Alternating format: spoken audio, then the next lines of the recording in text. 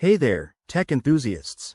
Welcome back to our channel, where we make your iPhone experience smoother and more customized. Today, we're tackling a common annoyance: those pesky shortcuts notifications that keep popping up on your screen. If you're using an iPhone in 2025, this quick guide will help you turn them off in just a few simple steps. Whether you're a productivity pro or just someone who wants a cleaner notification feed, this is for you.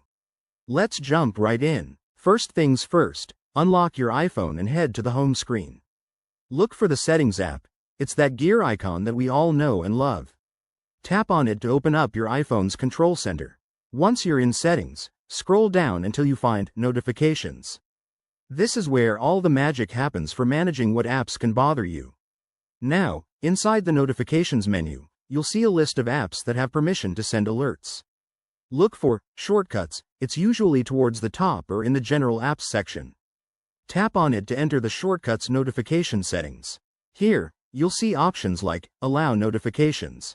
Simply toggle that switch to the off position. That's it, you've just silenced those notifications. But wait, maybe you want a bit more control.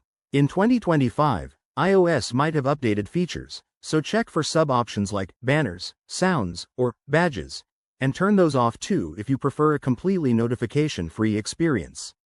Remember, this won't delete your Shortcuts app or any automations you've set up, it just stops the alerts from interrupting your day.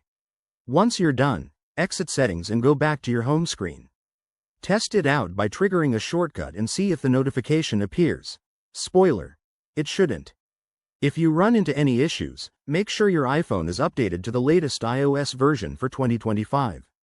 That's all for this tutorial. If you found this helpful, give it a thumbs up, subscribe for more iPhone tips, and drop a comment below if you have questions.